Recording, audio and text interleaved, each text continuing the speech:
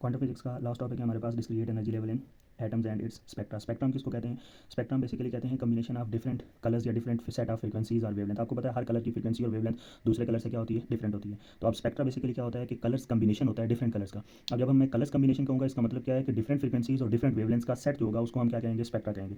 अब हमने देखना है कि एक इंडिविजुअल एटम का जो स्पेक्ट्रा होता है वो क्या होता है और एनर्जी लेवल्स क्या होते हैं और ये एनर्जी लेवल डिस्क्रिएट क्या होती है, इसके क्या मीनिंग है। तो सबसे पहले आपने एटॉमिक मॉडल पढ़ा हुआ है, तो एटॉमिक मॉडल जो आपको स्टार्ट से पढ़ाया जाता है तो उसके बारे में हम डिस्कस कर लेते हैं कि इलेक्ट्रॉन्स, ये सपोज करें कि हमारे पास न्यूक्लियस है और न्यूक्लियस के सराउंडिंग के अंदर ये हमारे पास क्या होते हैं? ये एनर्जी स्टेट्स होती हैं, ये एनर्जी लेवल्स होते हैं जिसके अंदर इलेक्ट्रॉन्स क्या करते हैं? रिवॉल्व करते हैं। अब ये फर्स्ट हमारे पास एनर्जी लेवल होगा, ये सेकंड होगा और ये हमारे पास क्या होगा? थर्ड। अब जैसे जैसे हम हायर एनर्जी लेवल्स की तरफ जाते हैं तो एनर्जी क्या होती है? इंक्रीज होती चली जाती है। अब जैसे कि फर्स्ट हमारे पास एटम फर्स्ट ऑर्बिट है, ये फर्स्ट लेवल है, उसकी एनर्जी अगर 5 जॉल है तो सेकंड की क्या होगी? 10, थर्ड की क्या होगी? 15। तो जैसे जैसे हम हायर लेवल्स की तरफ जाएंगे एनर्जी क्या होती जाती है? इंक्रीज होती चली जाती है। अब ये हमारे पास देखें, इस बात को हम ऐसे आपकी बुक ने मेंशन किया है कि electrons in an atom do not have continuous energy. उनके पास कंटिन्यूस एनर्जी नहीं होती बल्कि फिक्स एनर्जी होती है। इस पर हम फोटो इलेक्ट्रिक इफेक्ट में डिटेल के साथ बात करके आए हैं कि कंटिन्यूस और डिस्क्रिएट वर्ड के अंदर क्या डिफरेंस होता है। अगर आपने वो लेक्चर नहीं देखा तो आप उसको स्टार्ट वाले लेक्चर्स देख लें, जिसमें हमने इलेक्ट्रॉन्स की क्वांटाइजेशन पर बात की, सॉरी फोटॉन्स की क्वांटाइजेशन पर बात की थी या उसके डिस्क्रिएट लेवल पर बात की थी लेक्चर नंबर 1 के अंदर। इसके बाद क्या है कि इलेक्ट्रॉन्स की जो एनर्जी है अगर वो कंटिन्यूस नहीं है तो फिर इलेक्ट्रॉन्स की एनर्जी एग्जिस्ट करती है किसके अंदर? सर्टेन एनर्जी स्टेट्स के अंदर, जिसको हम एनर्जी लेवल्स भी कहते हैं, जैसे 1, 2 और 3 होगा। ठीक है, अब ये हमारे पास फर्स्ट जो होगा इसकी एनर्जी हमारे पास क्या होगी? फर्स्ट लेवल की एनर्जी अगर E1 है तो सेकंड की एनर्जी क्या होगी हमारे पास? E2 होगी, थर्ड की एनर्जी क्या होगी? E3 होगी और सो ऑन। इसी तरह से लास्ट एनर्जी लेवल जो होगा उसकी एनर्जी को हम रिप्रेजेंट कर देते हैं किससे? En से।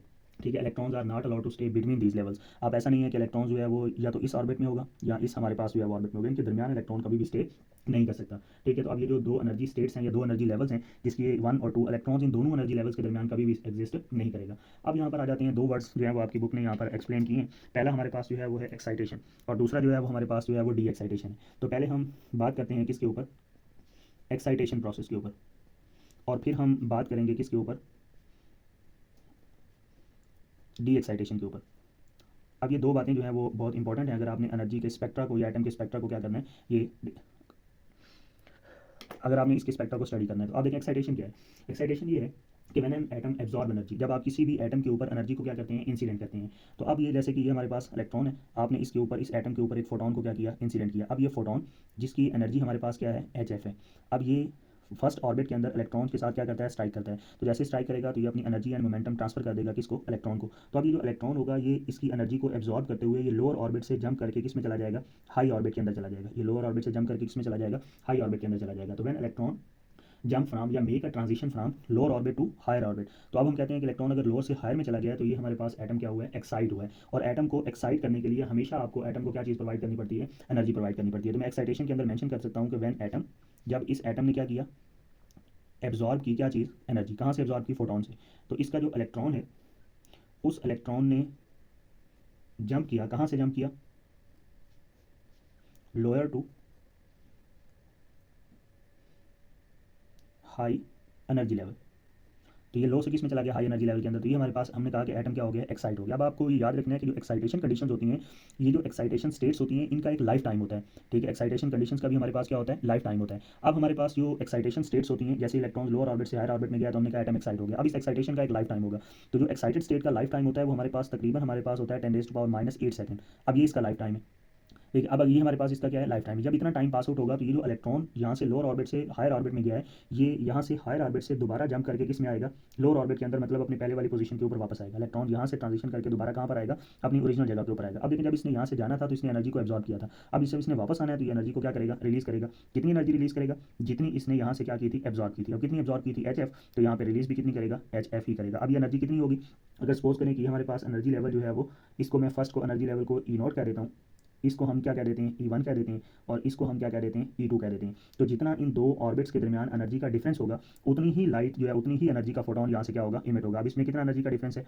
E2 माइनस हमारे पास क्या होगा? ये E0 होगा। तो यहाँ से देखें, ये आपको उस फोटोन जो इमिट हो रहा है उसकी एनर्जी भी क्या होगी? पता चल जाएगी। अब अगर इलेक्ट्रॉन थर्ड से, ये जो थर्ड ऑर्बिट है इससे किस में आता है? सेकंड में आता है। तो आपने इन दोनों की एनर्जी लेवल को क्या करना है? डिफरेंस निकालना है। जैसे सपोज करें कि अगर इसकी एनर्जी 15 जॉल है, मैं एग्जांपल के लिए बता रहा हूँ, और इसकी एनर्जी अगर 10 जॉल है और इलेक्ट्रॉन जो है वो इस 15 से किस में जंप करता है? 10 में। तो अभी कितनी एनर्जी रिलीज करेगा? जितना इन दोनों के एनर्जी लेवल में क्या होगा? डिफरेंस। कितना डिफरेंस है? 15 माइनस 10 5। तो यहाँ से जो इमिट होने वाला फोटोन है उसकी एनर्जी हमारे पास कितनी जॉल होगी? 5 जॉल। तो जब ये एनर्जी रिलीज होगी अब हम कहेंगे कि एटम क्या हो गया? डी एक्साइट हो गया। तो अब हम कह सकते हैं कि जब एटम डी एक्साइट होता है तो फिर जो एटम है ये बेसिकली रिलीज करता है किस चीज़ को? एनर्जी को। और जब ये रिलीज करता है एनर्जी को तो ये जो इलेक्ट्रॉन होता है ये जंप करता है कहाँ से?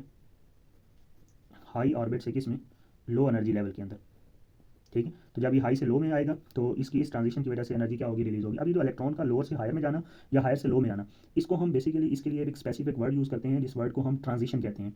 when electron make a transition from low orbit to high orbit by absorbing a photon of specific energy या by absorbing the energy, this process is known as excitation. When electron make a transition from higher energy level to lower energy levels, it release energy, this process is known as de excitation. और life time कितना होता है excitation condition का, 10⁻⁸ second, ये आपने याद रखना है। अब यहाँ पे देखें, ये जो फोटोन इमिट हो रहा है, इस फोटोन की एनर्जी जो है वो अकॉर्डिंग टू प्लांक्स हाइपोथेसिस या प्लांक्स क्वांटम थ्योरी, ये किसके इक्वल होती है, एच एफ के। अब अगर ये स्पेसिफिक एनर्जी इमिट कर रहा है तो इट मीन्स कि इसमें जो यहाँ पर फोटोन है, इसमें से एक क्या चीज़ इमिट हो रही है, स्पेसिफिक फ्रीक्वेंसी इमिट हो रही है। अब ये जो इमिट होने वाली फ्रीक्वेंसी है, ये डिपेंड करती है किसके ऊपर, कि इलेक्ट्रॉन ने ट्रांजिशन किन लेवल्स के दरमियान की है। जितना इन दोनों लेवल्स का गैप ज़्यादा होगा उतना हमारे पास एनर्जी ज़्यादा रिलीज होगी, और जितनी एनर्जी ज़्यादा रिलीज होगी उतनी फ्रीक्वेंसी भी हमारे पास क्या होगी, ये ज़्यादा होगी। तो आपने याद रखना है कि ये जो फोटोन यहाँ से रिलीज हो रहा है, इस फोटोन से रिलीज होने वाली एनर्जी या इस फोटोन से रिलीज होने वाली जो फ्रीक्वेंसी है, ये डिपेंड करती है किसके ऊपर, difference between energy levels of electrons के। वो जो इलेक्ट्रॉन्स ने ट्रांजिशन किया ना, उन एनर्जी लेवल्स के अंदर डिफरेंस किया, ये उस इलेक्ट्रॉन पर डिपेंड नहीं करती। ऐसा नहीं है कि पहला इलेक्ट्रॉन अगर ट्रांजिशन करेगा तो वो हाई फ्रीक्वेंसी में करेगा, दूसरा इलेक्ट्रॉन करेगा तो वो लो फ्रीक्वेंसी, ऐसा नहीं है। ये इलेक्ट्रॉन पर डिपेंड नहीं करती, बल्कि ये उन ऑर्बिट्स के एनर्जी लेवल के डिफरेंस पर डिपेंड करती है, जिसके अंदर इलेक्ट्रॉन क्या कर रहा है, ट्रांजिशन कर रहा है। तो होप सो आपको ये बात क्लियर होगी। अब हम आ जाते हैं स्पेक्ट्रा की तरफ। आपको ये डिस्क्रिएट एनर्जी लेवल्स के बारे में पता चल गया, एक्साइटेशन का भी पता चल गया और डी एक्साइटेशन का भी। अब हम आ जाते हैं कि अब ये जो हमने कहा कि स्पेसिफिक फ्रीक्वेंसी इमिट होगी, अब हर फ्रीक्वेंसी से रिलेटेड हमारे पास क्या होता है, कलर होता है। अब इस बात को अगर आपने अंडरस्टैंड कर लिया तो आपको स्पेक्ट्रा की टोटल समझ आ जाएगी, जो हम फर्दर आगे डायग्राम में यूज़ करने वाले हैं। अब हर फ्रीक्वेंसी का से रिलेटेड एक स्पेसिफिक क्या होता है, कलर होता है। जैसे हाई फ्रीक्वेंसी हमारे पास जो है वो किसकी होती है, हाई फ्रीक्वेंसी ब्लू लाइट की होती है, लो फ्रीक्वेंसी किसकी होती है, हमारे पास रेड कलर की होती है। तो जो फ्रीक्वेंसी बेसिकली डिसाइड करती है किस चीज़ को, कलर को। अब अगर सपोज करें, जैसे मैंने यहाँ पर आपको एग्जांपल दी, चले मैं यहाँ पर दोबारा एग्जांपल दे देता हूँ। ये सपोज करें एनर्जी लेवल है, इस एनर्जी लेवल, इस ऑर्बिट की एनर्जी जो है, इस एनर्जी, इस लेवल की एनर्जी 10 जॉल है, और इस लेवल की एनर्जी कितनी है, 5 जॉल। इलेक्ट्रॉन जो है वो हायर ऑर्बिट से जम करके इसमें आता है, लोअर में कितनी एनर्जी रिलीज करेगा, वो 5 जॉल एनर्जी रिलीज करेगा। और मैं सपोज कर लेता हूँ कि इस 5 जॉल एनर्जी से रिलेटेड एक स्पेसिफिक फ्रीक्वेंसी भी होगी, और वो फ्रीक्वेंसी कितनी हर्ट्ज होगी, 5 हर्ट्ज। और 5 हर्ट्ज फ्रीक्वेंसी जब मैं स्पेक्ट्रम में देखता हूँ तो मैं सपोज कर लेता हूँ कि वो रेड कलर की है। तो आप मुझे बताएं कि ऐसा एटम जिसमें से 5 जॉल का फोटोन इमिट होगा, तो उसकी जो फोटोन की कलर होगा, या जो फोटोन जो एटम एनर्जी को रिलीज करेगा, या जो एटम लाइट को रिलीज करेगा, उस लाइट का कलर हमारे पास क्या होगा, रेड होगा। अब इसी तरह से सपोज करें कि अगर वो 20 वाले से किस में आए, 5 वाले में, तो कितनी रिलीज करेगा, 15 जॉल, और उस 15 से रिलेटेड भी एक फ्रीक्वेंसी होगी, और उस फ्रीक्वेंसी का भी क्या होगा, एक स्पेसिफिक कलर होगा। तो यहाँ से हमने एक बात याद रखनी है कि only specific energy difference are possible, कि सिर्फ और सिर्फ एक स्पेसिफिक एनर्जी डिफरेंस ही पॉसिबल है। तो इसका मतलब ये हुआ कि only specific photon frequencies are produce, कि हर फोटोन जो है वो एक स्पेसिफिक फ्रीक्वेंसी का प्रोड्यूस होगा। सारे के सारे कलर्स पॉसिबल नहीं है, सिर्फ एक ही सर्टन कलर प्रोड्यूस होगा, और वो जो कलर प्रोड्यूस होगा, that certain colour is known as line spectra. अब इस बात को मैं यहाँ पर मेंशन भी कर देता हूँ ताकि आपको ये बात याद रहे। हमने अभी क्या लिख पढ़ा है, हमने अभी ये पढ़ा है कि जो एनर्जी डिफरेंस हैं, ये हमारे पास बेसिकली क्या होंगे, डिस्क्रिएट होंगे, मतलब फिक्स्ड होंगे। और जो फ्रीक्वेंसीज होंगी वो भी हमारे पास क्या होंगी, डिस्क्रिएट होंगी, मीन स्पेसिफिक फ्रीक्वेंसीज होंगी। अब मुझे बताएं, क्या सारी कलर्स जो है, ये सारी फ्रीक्वेंसीज पॉसिबल हैं, ऑल फ्रीक्वेंसीज नॉट पॉसिबल। अब जब सारी कलर्स पॉसिबल नहीं है तो फिर कलर्स कितने पॉसिबल होंगे, सिर्फ और सिर्फ वन कलर ही पॉसिबल होगा। और जब वन कलर पॉसिबल होगा तो जो वन कलर इमिट होगा, उस वन कलर से जो रिलेटेड हमारे पास क्या होगी, एक लाइन होगी, और उस लाइन को हम नाम देंगे किस चीज़ का, लाइन स्पेक्ट्रा का। जैसे मैंने अभी बात की थी कि spectra basically combination of frequencies होता है। तो अगर उसमें से एक फ्रीक्वेंसी इमिट हो रही है तो वो एक लाइन की फॉर्म में होगी, तो ऐसे स्पेक्ट्रा को हम कम्बिनेशन नहीं बल्कि क्या कह सकते हैं, लाइन कह सकते हैं। अगर मल्टीपल फ्रीक्वेंसीज इमिट हूँ तो उसको हम बैंड स्पेक्ट्रा कहते हैं। बैंड मतलब पट्टी होती है, ठीक है। अगर एक ही फ्रीक्वेंसी इमिट हो रही है और वो हमारे पास क्या कहलाती है, लाइन स्पेक्ट्रा कहलाती है। अब इसको अंडरस्टैंड करने के लिए हम यहाँ पर एक जो है वो एग्जाम्पल जो है वो उसको एक्सप्लेन करते हैं। अब सपोज करें कि हमारे पास जो है वो एक एक्साइटेड ट्यूब है, इवैक्यूएटेड ग्लास ट्यूब है, इसके अंदर हमने लो प्रेशर के ऊपर जो है वो गैस को फिल कर दिया, या सपोज कर लेते हैं हाइड्रोजन गैस को हमने फिल कर दिया। जब उसमें से हम इलेक्ट्रिसिटी पास आउट करेंगे तो ये हाइड्रोजन गैस के एटम क्या होंगे, एक्साइट होंगे, क्योंकि वो जब इलेक्ट्रिसिटी पास आउट होगी तो वो उसमें से एनर्जी, इलेक्ट्रॉन एनर्जी एब्जॉर्ब करेंगे, और एब्जॉर्ब करके वो लो ऑर्बिट से किस में चले जाएंगे, हायर ऑर्बिट्स के अंदर। तो जब वो एक्साइट हो जाएंगे, एक्साइटेशन कंडीशन का लाइफ टाइम कितना होता है, 10⁻⁸ सेकंड। उसके बाद उनमें क्या होना है, डी एक्साइट होना है। डी एक्साइट जैसे ही होंगे तो वो एक स्पेसिफिक फ्रीक्वेंसी की लाइट को क्या करेंगे, यहाँ से इमिट करेंगे। अब ये जो स्पेसिफिक फ्रीक्वेंसी की लाइट यहाँ से इमिट होगी हमारे पास, वो जो लाइट हमारे पास इमिट हो रही है उसको हम इस फॉर्म में रिप्रेजेंट कर सकते हैं। अब यहाँ से स्पेसिफिक फ्रीक्वेंसी की लाइट क्या हुई, इमिट हुई। इस लाइट ये इस डायरेक्शन में भी इमिट हो सकती है, इस डायरेक्शन में भी इमिट हो सकती है। हमने यहाँ पर क्या चीज़ यूज़ की है, सिलेट, ताकि एक स्ट्रेट बीम की फॉर्म में हम इसको किसके ऊपर फॉल कर सकें, प्रिज्म के ऊपर। आपको पता है कि प्रिज्म जो है ये बेसिकली लाइट को डिस्पर्स करता है उसके कॉन्स्टिट्यूएंट कलर्स के अंदर। जैसे व्हाइट लाइट प्रिज्म में से पास आउट हो तो वो 7 कलर्स के अंदर सेपरेट हो जाती है, ठीक है। अब इसी तरह से हमारे पास जो है वो जैसे ही इसमें से जैसे एक स्ट्रेट बीम की फॉर्म में लाइट इसके ऊपर फॉल करेगी, अब इस लाइट के अंदर जितनी भी हमारे पास फ्रीक्वेंसीज होंगी वो सारी की सारी फ्रीक्वेंसीज यहाँ पे क्या होंगी, वो सेपरेट हो जाएंगी। जैसे ये हमारे पास सपोज करें कि अगर ब्लैक वैसे कलर तो नहीं होता, ठीक है, black is absence of frequency, absence of light. तो मैं इसको सपोज कर लें आप ये ग्रीन है, इस तरीके से हमारे पास यहाँ पर अगर आपके पास ब्लू आ रही है तो यहाँ पर आपके पास क्या होगी, ये रेड होगी, और इसी तरह से हमारे पास यहाँ पर क्या होगी, ग्रीन होगी। अब ये जो कम्बिनेशन ऑफ डिफरेंट फ्रीक्वेंसीज या डिफरेंट लाइट्स यहाँ पर बन रहा है, इसी लाइट को या इसी हमारे पास फ्रीक्वेंसीज के डिफरेंस को या हमारे पास इसी फ्रीक्वेंसीज के सेट को हम बेसिकली नाम देते हैं किस चीज़ का, स्पेक्ट्रा का। अब ये स्पेक्ट्रा उस गैस का होगा या उन एटम्स का होगा जो आपने डिस्चार्ज ट्यूब के अंदर फिल किए हुए थे, ठीक है। अब मैंने कहा हाइड्रोजन गैस फिल की हुई थी, तो यहाँ पर स्पेक्ट्रा भी किसका होगा, हाइड्रोजन का होगा। अब एक इंपॉर्टेंट बात आपने याद रखनी है कि किसी भी एलिमेंट को आइडेंटिफाई करने के लिए हमें उसके स्पेक्ट्रा की स्टडी करनी पड़ती है। अब एटॉमिक वर्ल्ड के अंदर जैसे मुझे बताएं कि किसी भी पर्सन को आपने आइडेंटिफाई करना है, तो आप हम पर्सन को आइडेंटिफाई करने के लिए उसका फिंगरप्रिंट होता है। इसी तरह से हर पर्सन का फिंगरप्रिंट दूसरे पर्सन से क्या होगा, डिफरेंट होता है। इसी तरह से अगर आपने किसी भी एलिमेंट या एटम को क्या करना है, पता लगाना है कि ये कौन सा एलिमेंट है, उसको डिटेक्ट करना है, तो उसके लिए आप उसका स्पेक्ट्रा को स्टडी करेंगे। तो एक बार मैं यहाँ पर मेंशन कर देता हूँ कि स्पेक्ट्रा जो है वो सेम वैसे ही काम करता है जैसे कि हमारे पास जो है वो फिंगरप्रिंट्स काम करते हैं। तो spectra is the fingerprint in atomic world. के स्पेक्ट्रा बेसिकली जो है वो एटॉमिक वर्ल्ड के अंदर किसके तौर पर बिहेव कर रहा है, ये बेसिकली बिहेव करता है किसके तौर पर, ये फिंगरप्रिंट्स के तौर पर। And every element has its own spectral fingerprints. Her element जो होता है वो बेसिकली जो है वो क्या होता है, उसका एक अपना ही क्या होता है, स्पेक्ट्रल हमारे पास जो है वो फिंगरप्रिंट्स होते हैं। अब हाइड्रोजन का जो हमारे पास फिंगरप्रिंट होगा वो नाइट्रोजन के साथ मैच नहीं करेगा, नाइट्रोजन का जो है वो किसके साथ मैच नहीं करेगा, ऑक्सीजन के साथ। तो इस तरह से हर एलिमेंट जो है वो हमारे पास उसका फिंगरप्रिंट जो है वो एक दूसरे से क्या होगा, डिफरेंट होगा। अब यहाँ पर हमने एक बात पढ़ी है लाइन स्पेक्ट्रा। लाइन स्पेक्ट्रा हमारे पास क्या होता है कि वो सेट ऑफ फ्रीक्वेंसीज होता है जो प्रिज्म में से पास आउट होने के बाद स्क्रीन के ऊपर क्या होती हैं, शो होती हैं। अब आ जाती हैं इस लाइन स्पेक्ट्रा की टाइप्स कितनी होती हैं। लाइन स्पेक्ट्रा जो है वो हमारे पास जो है वो दो टाइप्स का होता है। इसमें से पहली टाइप जो है वो हमारे पास एब्जॉर्प्शन लाइन स्पेक्ट्रम कहलाती है, सेकंड जो है वो क्या कहलाती है, वो सेकंड हमारे पास जो है वो इमिशन लाइन स्पेक्ट्रम कहलाती है। अब इसको अगर हम स्टडी करना चाहते हैं तो इसको स्टडी करने के लिए हमारे पास जो है वो यहाँ पर सबसे पहले मैं एब्जॉर्प्शन लाइन स्पेक्ट्रा को हम स्टडी करते हैं। इसके लिए मैं यहाँ पर प्रीवियस डायग्राम के ऊपर आ जाता हूँ, जहाँ से हम इसको डिटेल के साथ डिस्कस करने के बाद फिर आगे जाकर इसकी डेफिनेशन और इसके बारे में इंफॉर्मेशन लिखेंगे। सपोज करें कि आपके पास एक डिस्चार्ज ट्यूब है, इसमें आपने हाइड्रोजन को फिल कर दिया, इसके ऊपर आपने व्हाइट लाइट को इंसिडेंट किया, इसके ऊपर आपने किसको इंसिडेंट किया, व्हाइट लाइट को। व्हाइट लाइट्स के अंदर कितने कलर्स होते हैं, आपको पता है व्हाइट लाइट के अंदर 7 colours, 7 colours mean 7 frequencies, 7 frequencies mean 7 wavelengths. तो इसके अंदर 7 वेवलेंथ और 7 फ्रीक्वेंसीज होंगी। जब ये व्हाइट लाइट आप इसके ऊपर फॉल करेंगे तो अब इसके जो एटम्स होंगे उनको एक्साइट होने के लिए एक स्पेसिफिक एनर्जी चाहिए। उस एनर्जी को हम उनकी क्या कहते हैं, एक्साइटेशन एनर्जी कहते हैं। जैसे कि सपोज करें कि हाइड्रोजन जो है उसके इलेक्ट्रॉन फर्स्ट ऑर्बिट से जंप करके किस में जाना चाहता है, सेकंड ऑर्बिट के अंदर।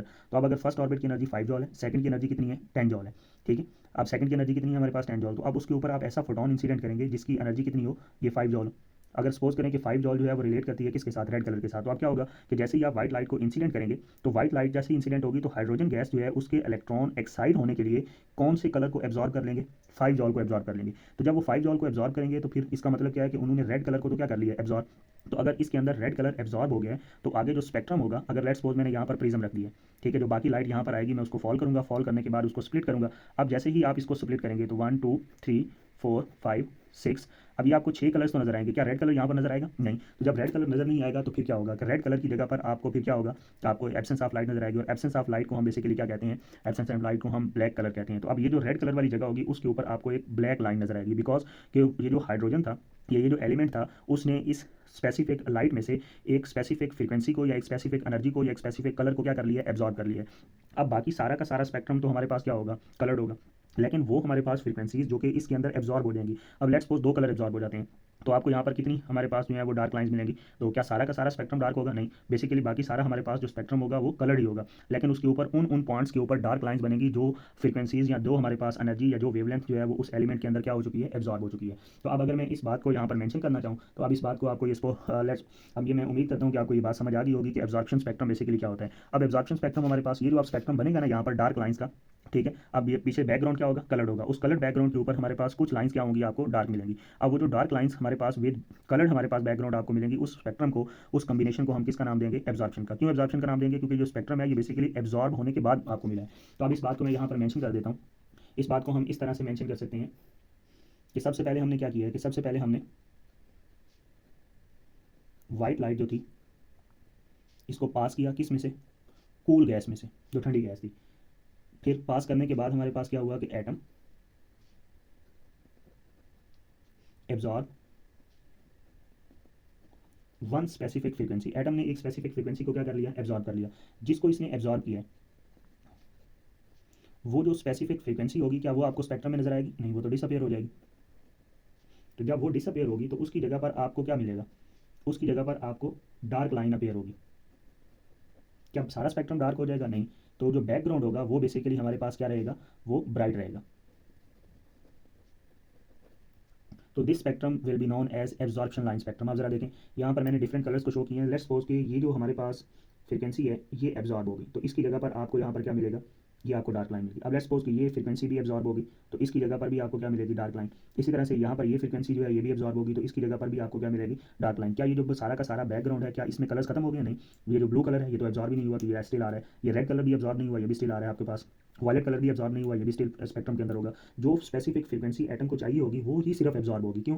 क्योंकि एनर्जी का डायरेक्ट रिलेशन होता है फ्रीक्वेंसी के साथ। वो जो स्पेसिफिक फ्रीक्वेंसी होगी वो उस एटम को, एलिमेंट को, जो कि उस हर एटम का एक्साइटेशन पोटेंशियल डिफरेंट होता है। कुछ को एक्साइट होने के लिए कम एनर्जी चाहिए होती है, कुछ को एक्साइट होने के लिए ज़्यादा एनर्जी चाहिए होती है। वो डिपेंड करता है नेचर ऑफ एलिमेंट के ऊपर। अब इसके बाद, अब जब इसने एनर्जी को एब्जॉर्ब कर लिया, अब मुझे बताएं जब ये एनर्जी को एब्जॉर्ब कर चुका है तो अब दोबारा वापस आ जाते हैं। हमने कहा था कि ये जो एक्साइटेशन कंडीशन होती है ये अनस्टेबल होती है। इस एक्साइटेशन का टाइम कितना है, 10⁻⁻8 सेकंड। तो -8 सेकंड के बाद ये दोबारा से हमारे पास क्या करेगा, ये जिस एनर्जी को इसने एब्जॉर्ब किया था ये उस एनर्जी को क्या करेगा, रिलीज करेगा। अब इसने दो कलर्स को एब्जॉर्ब किया था।